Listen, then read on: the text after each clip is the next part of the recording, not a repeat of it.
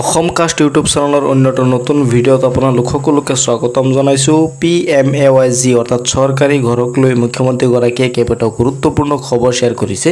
আপোনালোকৰ লগত সেই খবৰসমূহ শ্বেয়াৰ কৰিম আজিৰ এই ভিডিঅ'টোত। ভিডিঅ'টো সম্পূৰ্ণৰূপে আপোনালোকে চাব, মোৰ চেনেলটো ছাবস্ক্ৰাইব কৰি ৰাখিব। এনেকুৱা ধৰণৰ খবৰ আপোনালোকে নিতৌ এইটো চেনেলত পাই থাকিব।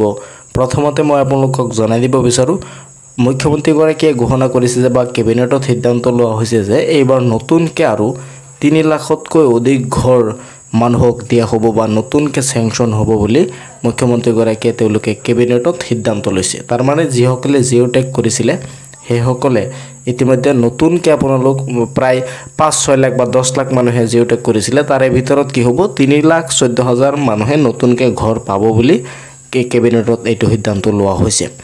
অৰ্থাৎ ইতিমধ্যে বহুতৰে ঘৰ চেংচন হৈ গ'ল।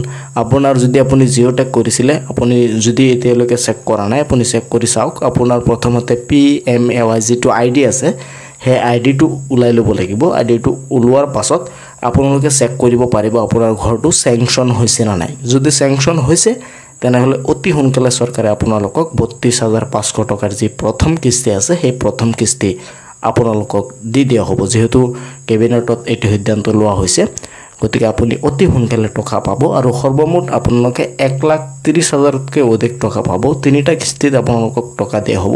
প্ৰথম কিস্তিৰ টকাটো আপোনালোকক 32,500 টকা দিয়া হ'ব। যদি আপোনাৰ ঘৰ চেংচন হৈ গৈছে তেনেহ'লে অতি সোনকালে আপোনালোকে টকা পাই যাব। ইতিমধ্যে আমাৰ এই অসম কাষ্ট ইউটিউব চেনেলৰ জৰিয়তে জনোৱা হৈছে যে আপোনালোকে কেনেকৈ আপোনাৰ নাম লিষ্টত আছে নে নাই বা আপুনি কেনেকৈ সেই PMAYGৰ যিটো ID আছে সেইটো আপুনি কেনেকৈ ওলাব, ইতিমধ্যে অসম কাষ্ট ইউটিউব চেনেলৰ জৰিয়তে আপোনালোকক জনোৱা হৈছে। তথাপিও মই আপোনালোকক সৰুকৈ আকৌ দেখুৱাই দিব বিচাৰোঁ। প্ৰথমতে আপোনাৰ মোবাইলৰ পৰা যিকোনো এটা ব্ৰাউজাৰ অ'পেন কৰি আপুনি কি কৰিব, চাৰ্চ কৰিব PMAYG। এনেকৈ চাৰ্চ কৰাৰ পাছত আপুনি কি কৰিব লাগিব, এই প্ৰথম ছেকেণ্ড যিটো ৱেবছাইট দেখা পাইছে এইটোত যাব। তাৰপাছত আপুনি বেক হৈ হোমত আহিব। অহাৰ পাছত আপুনি এইটো ৱেবছাইট পাই যাব। এইটো হ'ল মেইন ৱেবছাইট। এইটো পোৱাৰ পাছত আপুনি তললৈ আহি থাকিব, H নম্বৰত এটা অপশ্যন পাব, বেনিফিচিয়াৰী ডিটেইলছ ফৰ ভেৰিফিকেশ্যন। ইয়াত ক্লিক কৰি দিব। কৰি দিয়াৰ পাছত আপুনি এই ডিটেইলছখিনি ইয়াত ফিল আপ কৰিব লাগিব। আপোনাৰ ষ্টেট চিলেক্ট কৰিব লাগিব। তাৰপাছত আপোনাৰ ডিষ্ট্ৰিক্ট চিলেক্ট কৰিব লাগিব। মই এটা জাষ্ট চিলেক্ট কৰি লৈছোঁ ইয়াৰ পৰা। তাৰপাছত আপোনাৰ যিটো পঞ্চায়ত বা ব্লক আছে সেইটো চিলেক্ট কৰি ল'ব লাগিব ইয়াত, সমষ্টি আৰু। তাৰপাছত আপোনালোকৰ যিটো ব্লক আছে এইটো চিলেক্ট কৰিব।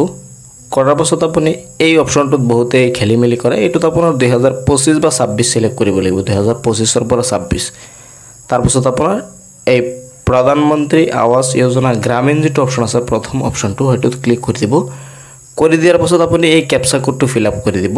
কেপচা কোডটো বেলেগ বেলেগ হয়। আপোনাৰ ইয়াত 52-90, আপুনি যদি এইটো নাজানে তেনেহ'লে কেলকুলেটৰ ইউজ কৰিব। 52-90 মাৰি দিব, যিটো এনচাৰ ওলাব সেইটো বহাই দিব। নহ'লে আপুনি যদি জানে তেনেহ'লে ইয়াত বহাই দিব।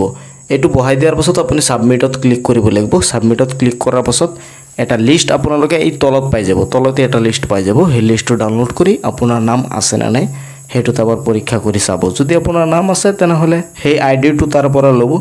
লৈ পেলাই আপুনি আকৌ চেক কৰিব আপোনাৰ ঘৰটো চেংচন হৈছে নে নাই। কেনেকৈ কৰিব লাগে এই বিষয়ে সবিশেষ এইটো চেনেলৰ জৰিয়তে আপোনালোকক জনাই দিয়া হৈছে। আৰু মুখ্যমন্ত্ৰীগৰাকীয়ে ইতিমধ্যে ঘোষণা কৰিছে যে নতুনকৈ 3 লাখতকৈ অধিক ঘৰ চৰকাৰে অতি সোনকালে আপোনালোকক দিব।